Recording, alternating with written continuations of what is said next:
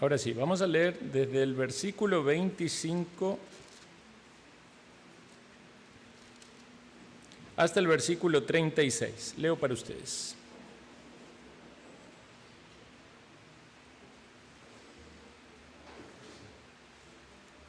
Decían entonces unos de Jerusalén: ¿no es este a quien buscan para matarle?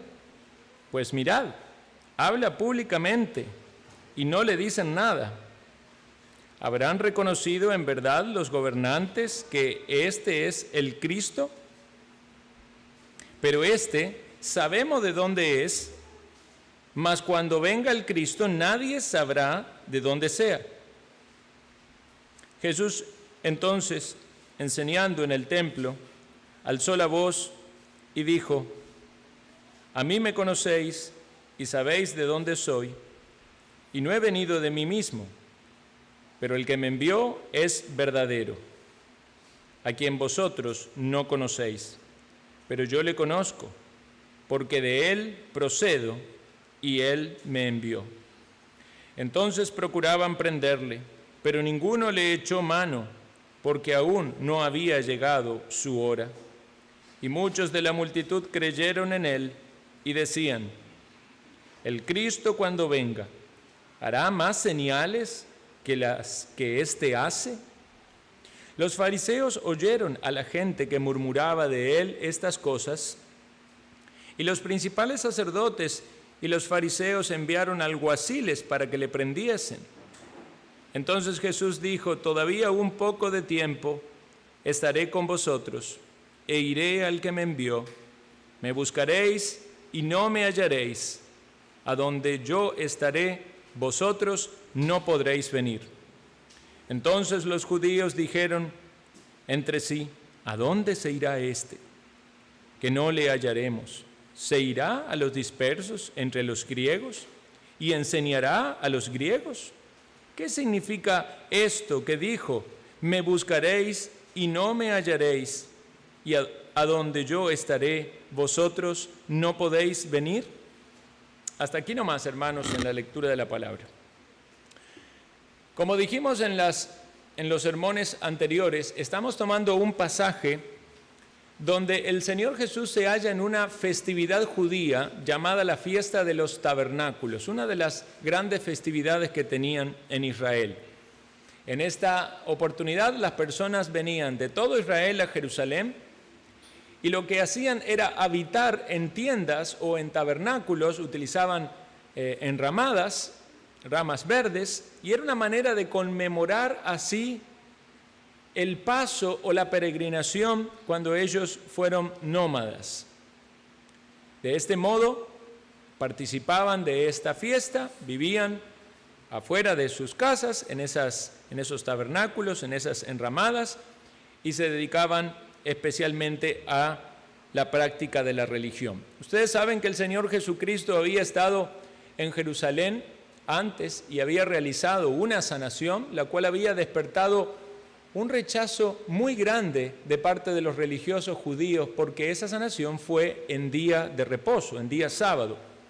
Y el hacer algo en el día sábado que implicara un trabajo era para los judíos ciertamente algo muy malo, porque en el entendimiento de ellos quebrantaba la ley de Dios, quebrantaba el cuarto mandamiento.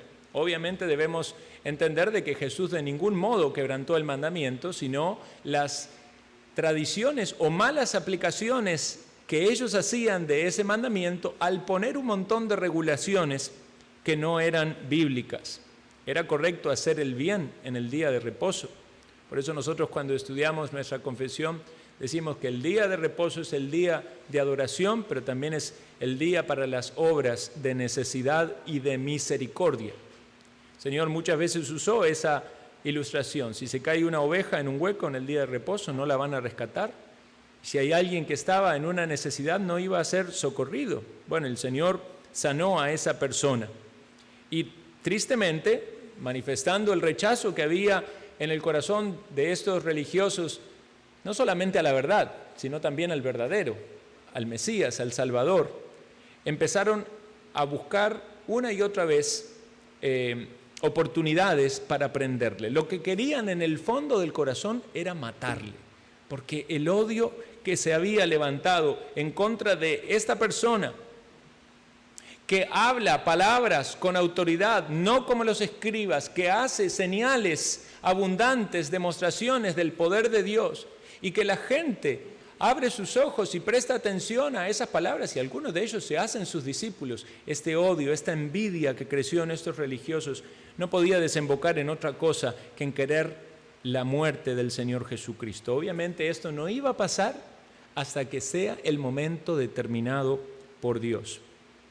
Sabemos que el Señor Jesús, estando en la fiesta, en la mitad de la fiesta, se paró y empezó a enseñar. Y eso meditamos en los sermones anteriores. Y en su enseñanza, obviamente, el Señor defendió esta posición de que es correcto hacer el bien en el día de reposo y que no era justo, como ellos hacían, juzgar las apariencias, sino juzgar con justo juicio. Versículo 24, anterior al que comenzamos a leer. Pero entonces esto causa ciertas conversaciones, cierto replanteamiento, ciertas preguntas entre las personas. Y leemos aquí en el 25 y en el 26. ¿No es este al que buscaban para matarle? ¿No era habitual que alguien se levantase con algún pensamiento o accionar opuesto a los gobernantes o a los religiosos judíos y ellos no actuaran rápidamente, ya sea para censurarlo, para removerlo o aplicarle algún tipo de castigo o juicio? Sabemos que la pena capital no estaba en manos de los judíos en esa época, estaba en manos de los romanos. Sin embargo, había múltiples maneras por las cuales ellos podían llegar a eso aún sin que los romanos lo advirtieran. ¿No es este el que buscaban para matarle? Está allí en el templo, está enseñando públicamente. Si fuese que realmente lo quieren matar, entonces nada más van y lo toman y se lo llevan, ¿verdad? Y después nadie sabe qué pasó. Pero dice, mirad, habla públicamente. ¿Habrán reconocido en verdad los gobernantes que este es el Cristo? Y aquí tenemos algo interesante para reflexionar. Los judíos esperaban al Cristo, esperaban al enviado, esperaban al Mesías. ¿Qué habría de hacer el Mesías? Habría de hacer señales. ¿Qué venía a hacer el Mesías? Bueno, el entendimiento de ellos venía a reinar, venía a traer libertad de la opresión. Entendemos que era una visión tan solo de un Mesías que venía glorioso a traer victoria y a librarlos de la esclavitud, y no tenían esta comprensión de un Mesías sufriente que venía a dar su vida para salvar a los pecadores y que venía a dar una libertad más que política, primeramente del corazón.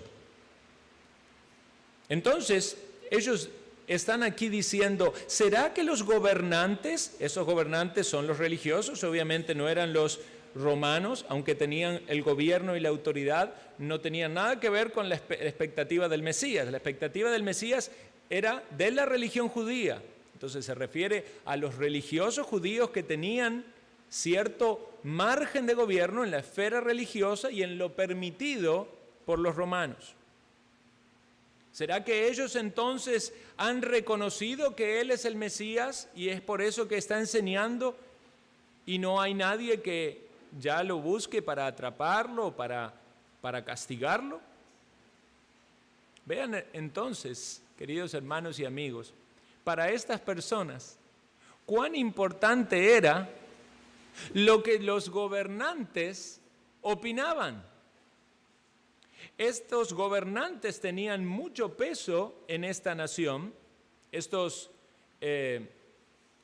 los que aplicaban las leyes o las reglas básicamente en el sentido religioso, estos sacerdotes y fariseos y personas de renombre, estamos hablando de los del Sanedrín, ellos podían guiar a las personas a inclinarse a una posición con respecto a cualquier aspecto. Y eso no es nada extraño de lo que puede pasar hoy en alguna secta o en algún tipo de manipulación, ¿verdad? Lo que dice ese líder o ese gurú o ese, llámelo pastor, apóstol, lo que sea, si él dice malo, toda la gente va atrás diciendo malo. Si él dice eso está bueno, no, si lo dijo tal, eso está bueno.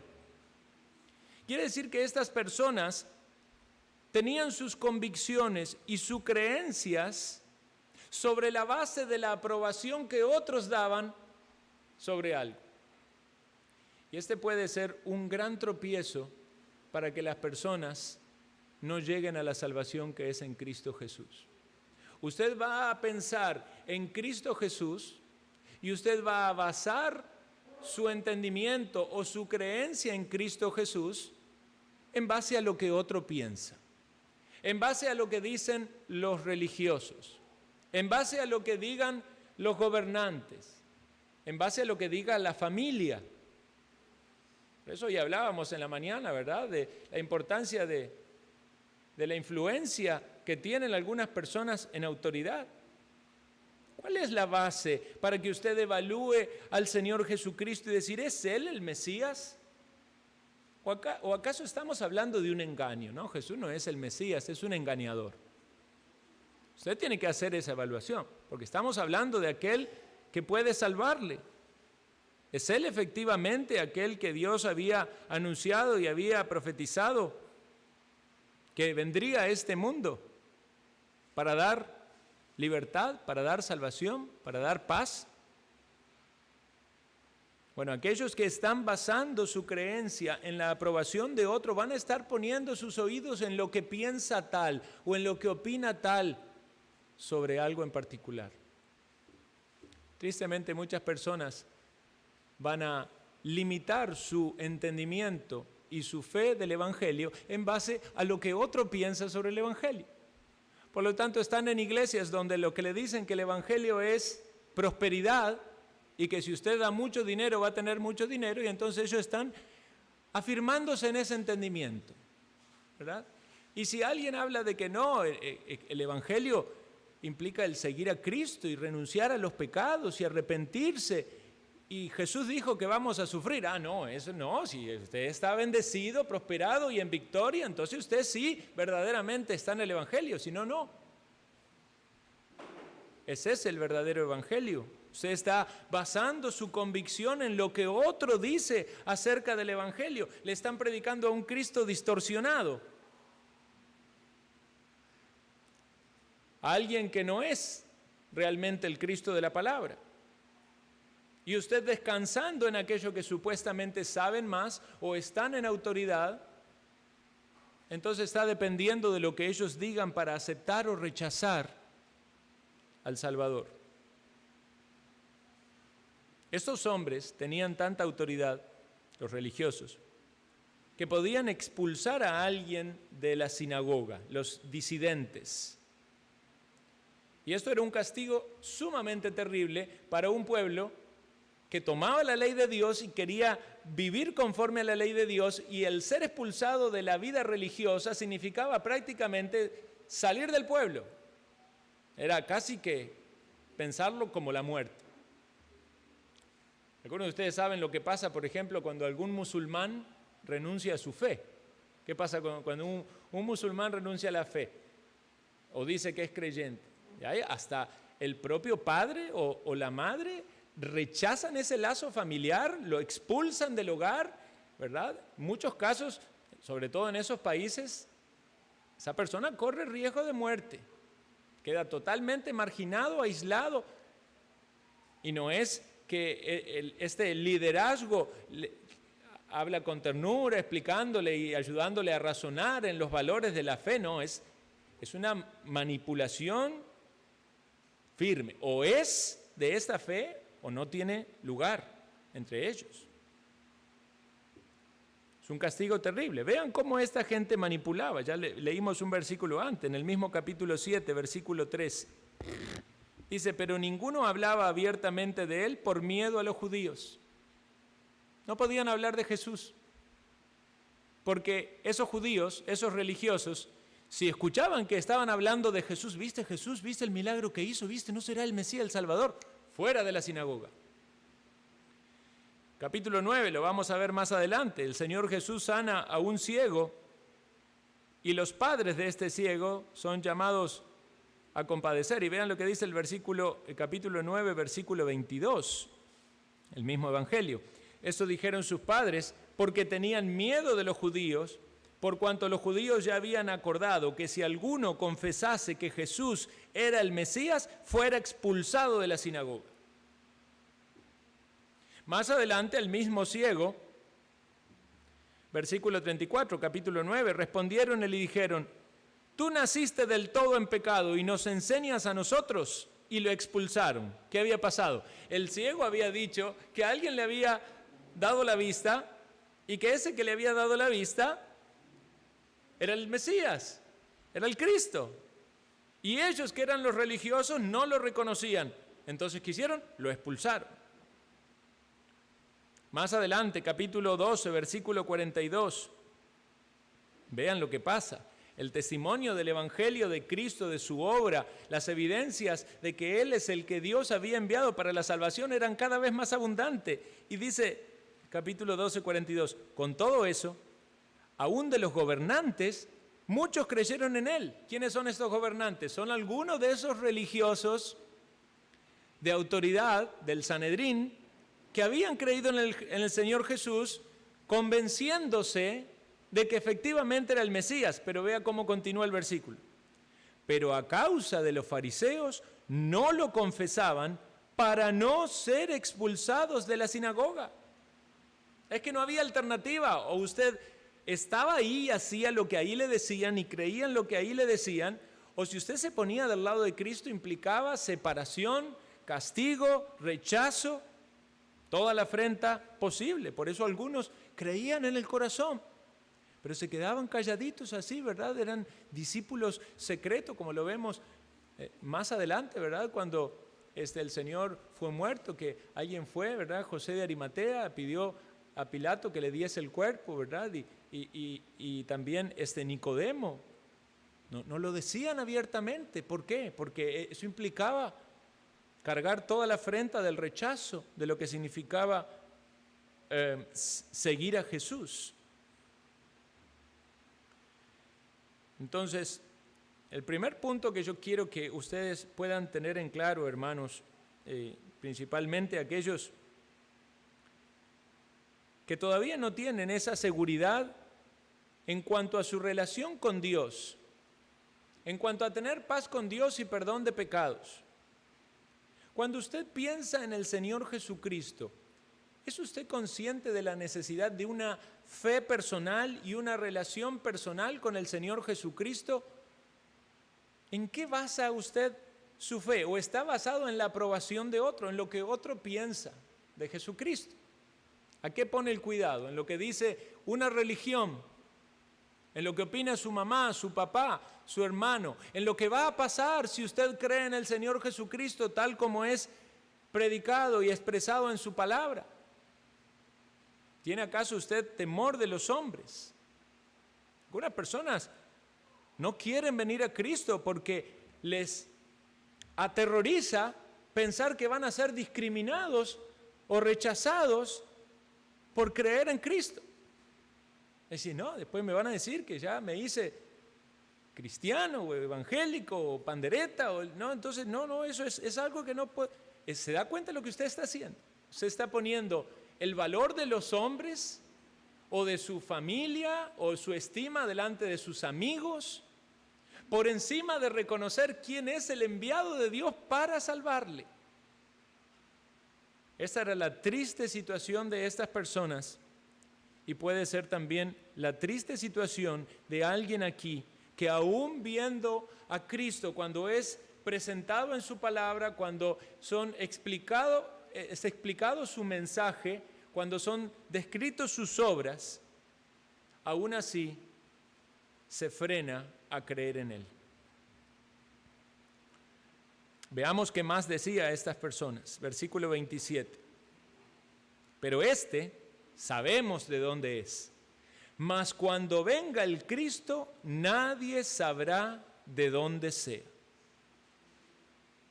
Y aquí hay otro factor que se cruza en el camino de la fe de estas personas, o que estorba esta fe. Eso es como reflexionar y decir, no, a ver, saquemos cuenta, hagamos la lógica, sabemos de dónde es Él, y en cambio del Mesías nadie sabrá de dónde sea. Bueno, en este capítulo de la Escritura hay dos opiniones de los judíos respecto al origen del Mesías. Aquí están las personas que dicen que cuando venga el Mesías nadie sabría de dónde sea, porque esa era una de las corrientes de creencia popular donde se pensaba que el Mesías iba a aparecer de repente y nadie iba a conocer su origen. Había otra corriente, obviamente basada en la Escritura, y que era la posición en el Sanedrín, que era la idea de que el Mesías iba a nacer en Belén. Lo podemos leer más adelante en el versículo 41. Dice, otros decían, este es el Cristo, pero algunos decían, de Galilea ha de venir el Cristo. ¿No dice la Escritura que del linaje de David y de la aldea de Belén, de donde era David, ha de venir el Cristo? Entonces vemos que en toda esa audiencia estaban algunos que pensaban que el Mesías iba a venir y nadie sabía de dónde iba a ser, esta creencia popular equivocada, y otros que conocían la Escritura y que sabían que el Señor venía el Mesías iba a nacer en Belén. Sin embargo, muchos también confundían esto porque el Señor Jesucristo, aunque nació en Belén, fue criado en Galilea, ¿verdad? Entonces muchos lo trataban a Jesús como un Galileo y por eso decían, de Galilea puede salir algo bueno. Entonces lo rechazaban de un lado o del otro. Aquí vemos otro asunto, y que es estas personas que están considerando al Mesías o están considerando al Señor Jesucristo y se debaten de creer o no creer en Él, pero a la hora de hacer esta evaluación, hacen una evaluación incorrecta. Utilizan una lógica incorrecta, ya sea porque están basados en un conocimiento incorrecto acerca de cómo debe ser el Mesías. Puede ser una expectativa equivocada basado a cómo debe ser Dios. Usted tiene quizás en su mente el pensamiento de cómo es Dios. Si Dios me quisiera a mí, realmente Dios haría esto y esto y esto y esto por mí. Entonces arma un Dios en su mente y trata de que ese Dios que usted armó en su mente calce con su vida. Pero ese Dios que armó en su mente no es el Dios verdadero, es un ídolo. Es algo falso. Usted tiene que conocer al Dios como es, de la Biblia, no de ideas, no de tradiciones, no de creencias populares. O hace una evaluación incorrecta porque por ignorar las Escrituras y por ignorar los hechos verdaderos, entonces simplemente busca algo negativo en Cristo. No, de Galilea no puede venir algo. No, yo tengo un amigo que se le murió la esposa, vea cómo sufrió. Yo digo, si Dios existe, ¿por qué le pasó eso? O a mí, ¿por qué me pasó esto? ¿Por qué en mi infancia sufrí tantas cosas? Si Dios existe, ¿por qué tuve que pasar todo eso? ¿Por qué me fue tan mal en los negocios? ¿Por qué caí en los vicios? Y entonces usted hace una evaluación incorrecta poniendo culpabilidad en Dios o algo negativo en Dios. Si Dios fuera bueno, realmente no pasarían estas cosas que pasan en el mundo. Es correcta esa lógica que usted está haciendo. ¿Por qué pasan las cosas que pasan en el mundo? ¿Por qué niños mueren de hambre? ¿Por qué tanta gente sufre? Bueno, muchos van a decir, eso está mal, porque hay gente que es inocente. Es inocente la gente. Porque si desconocemos la Escritura, empezamos a juzgar a Dios en base a ese desconocimiento. Entonces sumamos muchas premisas falsas y pensamos que el resultado va a ser correcto. No hay inocentes en este mundo. Todos somos culpables. Todos somos merecedores del castigo eterno. Nadie no ha hecho algún pecado en su vida y ciertamente hemos hecho mucho más que unos. Si Dios echó a Adán y a Eva del huerto del Edén por tan solo un pecado, ¿dónde merecemos estar nosotros con todas las veces que quebrantamos los mandamientos de Dios? Ciertamente hay culpabilidad en el ser humano. Entonces no merecemos nada. No hay nada malo en Dios. Dios es santo, es justo, no hay sombra de mancha. Ningunas tinieblas, nos dice Juan, hay en él. Es nuestra la culpa, es nuestro el pecado, es nuestra la necesidad de la necesidad de la salvación para huir de la condenación, para ser librados de la condenación. Cuando usted piensa entonces en Cristo,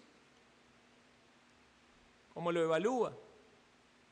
¿Encuentra en él algo de defecto, algo negativo, algo que no calza con lo que sería el Salvador, con lo que sería aquel que puede suplir la necesidad de su alma?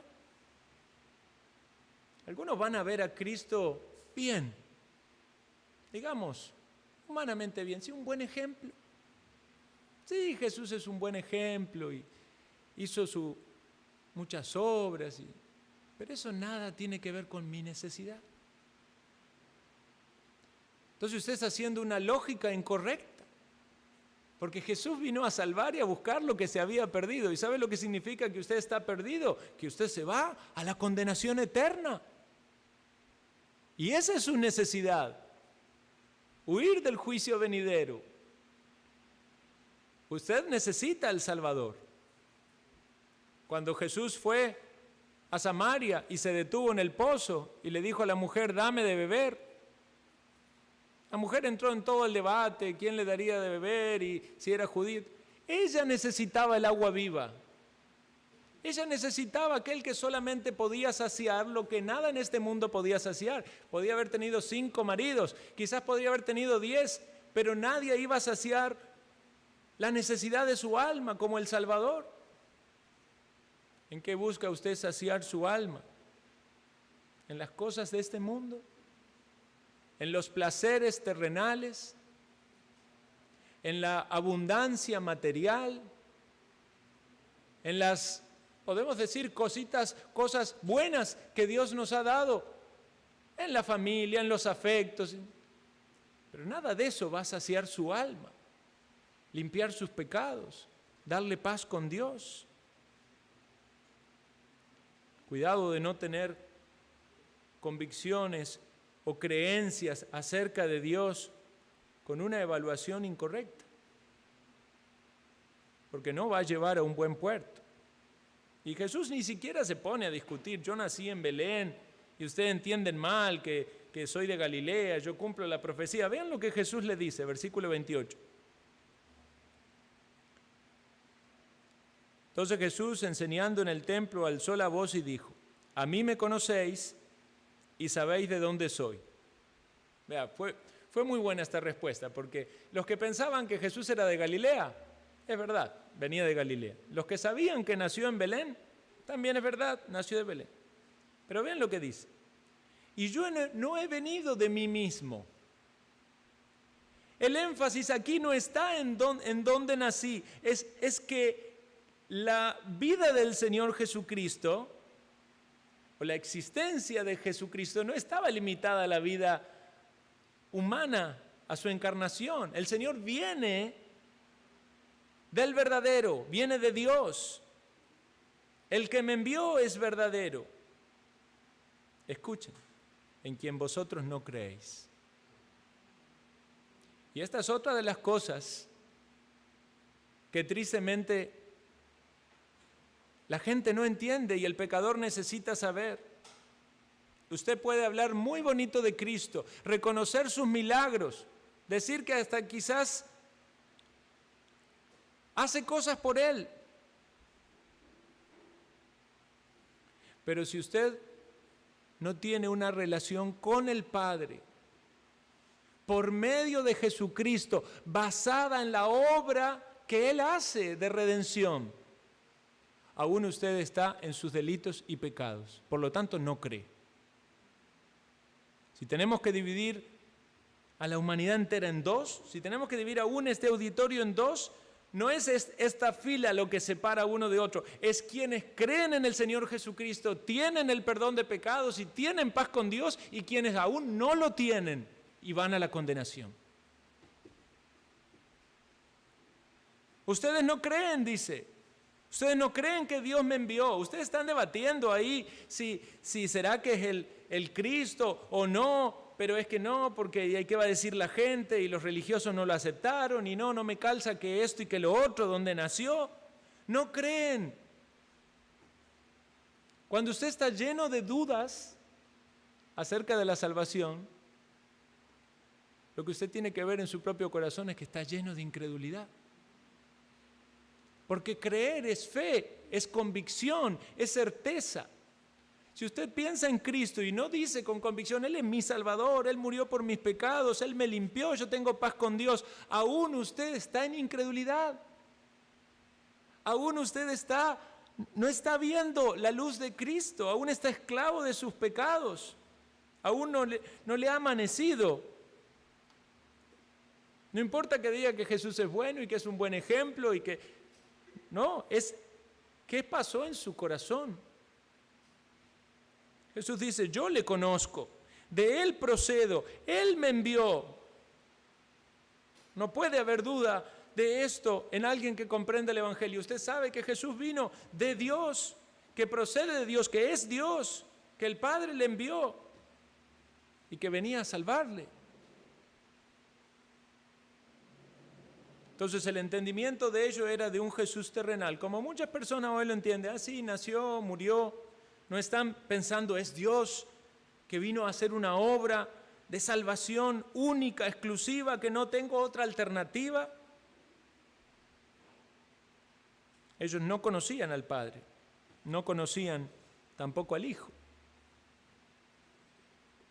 ¿Quiere saber usted cómo puede hacer para conocer al Padre? Acompáñeme por favor a Mateo capítulo 11.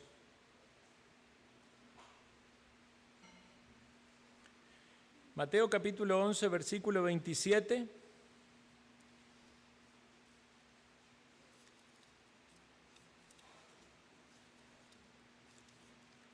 Dice así: todas las cosas me fueron entregadas por mi Padre, y nadie conoce al Hijo sino el Padre, ni al Padre conoce alguno sino el Hijo, y aquel a quien el Hijo lo quiera revelar. Si usted quiere conocer al Padre, tiene que conocer al Hijo, su obra en la cruz, para su salvación. Él derramó su sangre. Lo único que puede limpiar sus pecados, mis pecados, es la sangre de Cristo. ¿Confía usted que la sangre de Cristo le limpia de todo pecado?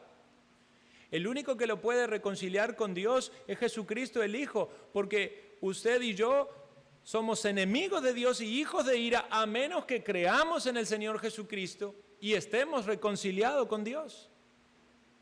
Y esa es la obra que el Hijo vino a hacer. Y si el Hijo le quiere revelar a usted al Padre, lo que va a hacer primero es que usted pueda conocerle a Él, para entonces por medio de Él conocer al Padre. Eso es lo que Jesucristo vino a hacer. Vino a manifestar al Padre. Lo leíamos al inicio del estudio de San Juan.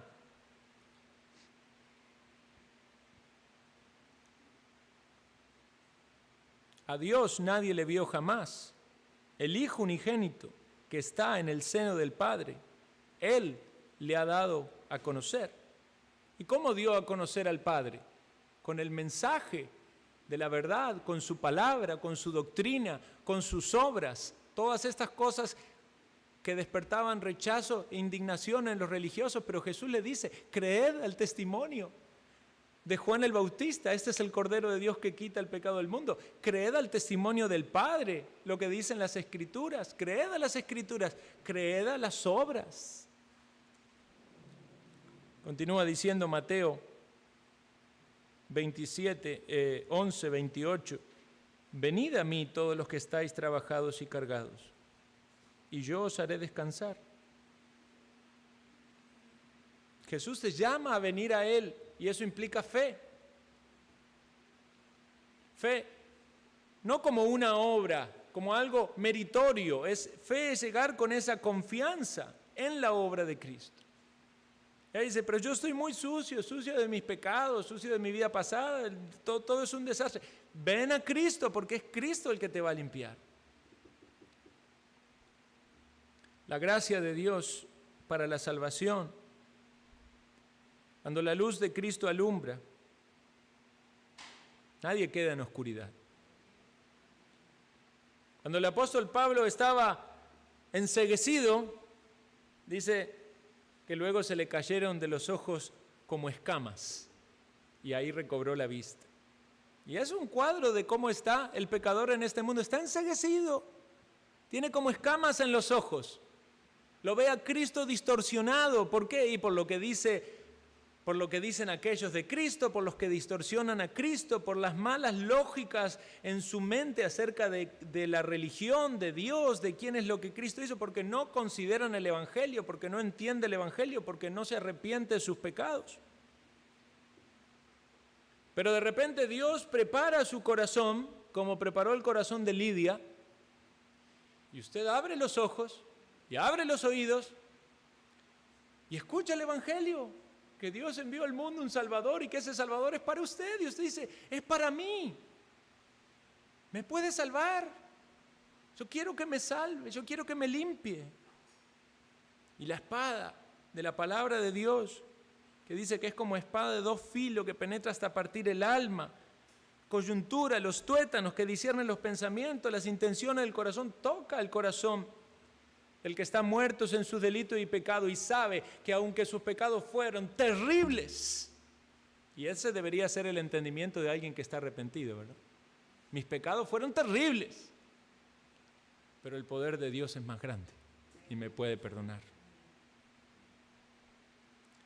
Versículo 30, entonces procuraban prenderle, pero ninguno le echó mano porque aún no había llegado su hora. Todo está en el plan divino, todo va maravillosamente controlado en la providencia de Dios. Ahí está el Mesías alumbrando con su luz poderosa, pero hay un rechazo tan grande del enemigo, de la maldad del corazón humano, que si fuera por ellos ya le estarían matando. Sin embargo, nada va a avanzar más rápido. Sí le van a matar, y precisamente es la muerte de Cristo, el sacrificio expiatorio necesario, pero todo va a avanzar en el tiempo apropiado, en el momento de Dios. Dice versículo 31, y muchos de la multitud creyeron en él y decían, el Cristo cuando venga hará más señales que las que éste hace. Entonces estas personas ya convenciéndose por sus obras, las obras de Cristo, es decir, es ilógico que esperemos más señales. ¿Qué es lo que estamos esperando? Esta persona está sanando paralíticos, dando vista a los ciegos, calma las tempestades, alimenta a las multitudes, hace obras de misericordia, habla palabras de sabiduría. ¿Qué más esperar? Y lo mencionamos antes en otro sermón, pero es bueno volverlo a pensar.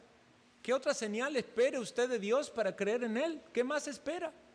¿Acaso no es suficiente todo lo que ha hecho, todo lo que nos ha dejado en su palabra, incluso lo que ha hecho en su vida?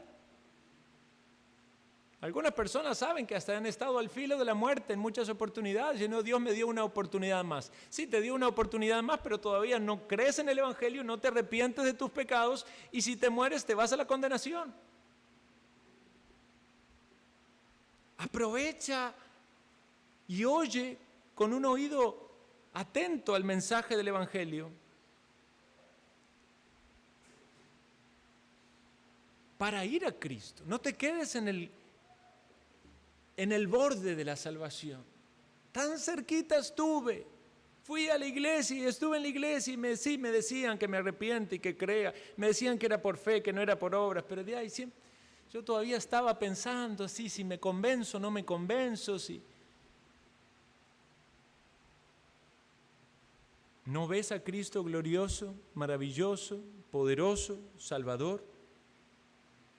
Claro, algunos creen y se maravillan en Cristo y quieren seguirle, pero otros se enojan. Dice, los fariseos oyeron que la gente murmuraba de él estas cosas y los principales sacerdotes y los fariseos enviaron alguaciles para que le prendiesen. El rechazo hacia Cristo, el rechazo hacia su palabra, rechazo hacia la sana doctrina. La reacción en contra de la verdad.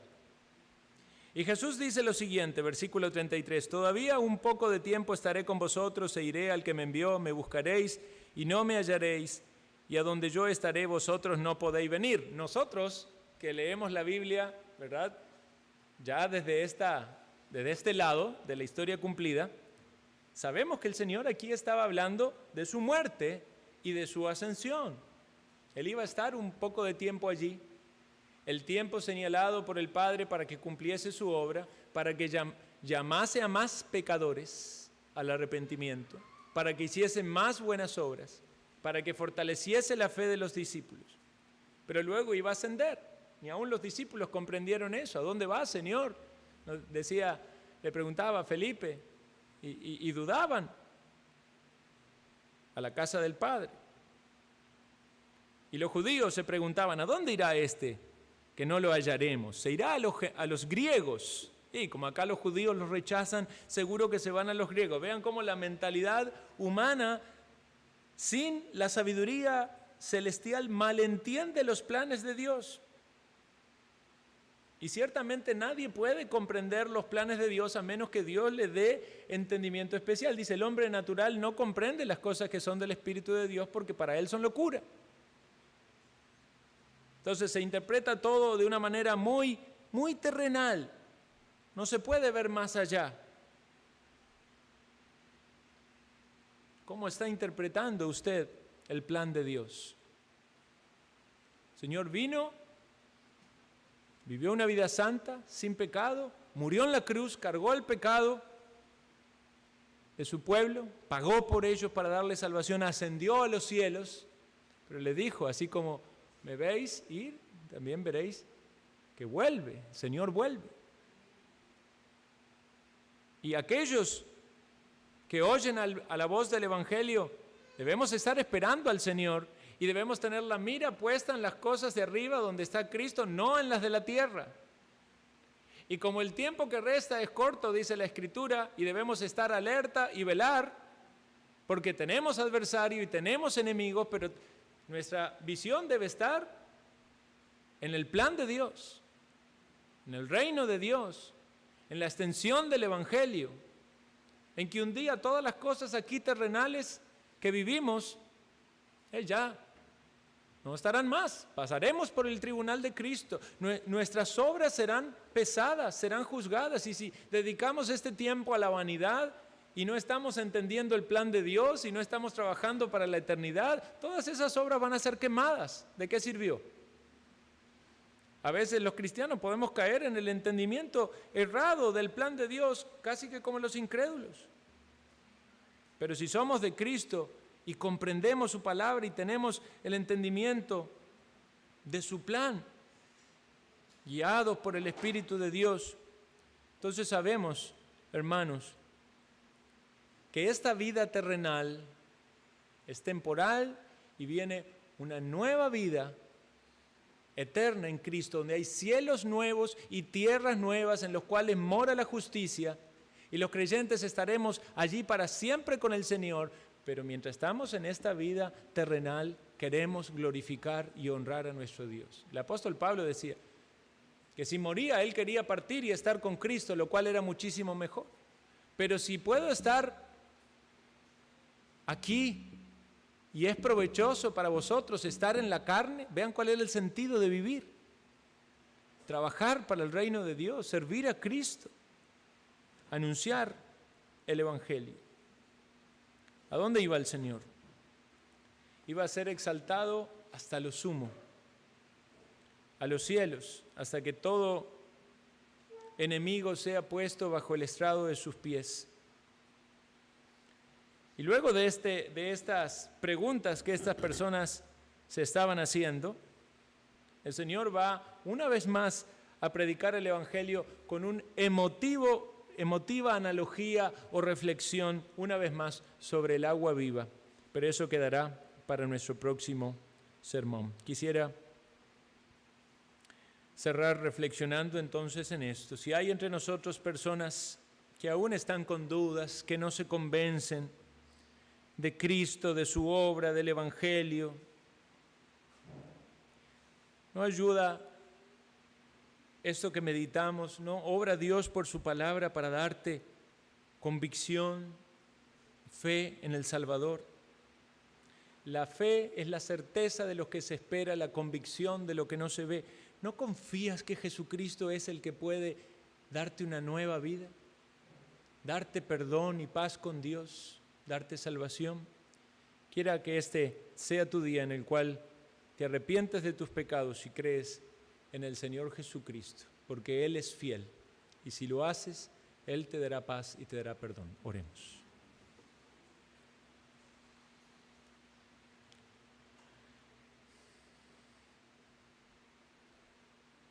Pedimos, Señor Dios, que en esta mañana tú bendigas tu palabra expuesta, que la reflexión y meditación nos ayude a considerar el mensaje del Evangelio,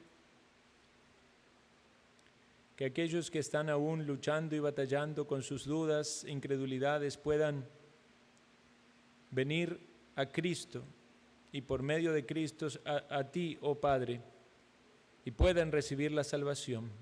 Tú les des esa paz y esa seguridad, el perdón de los pecados, y les guíes en el entendimiento de tu verdad.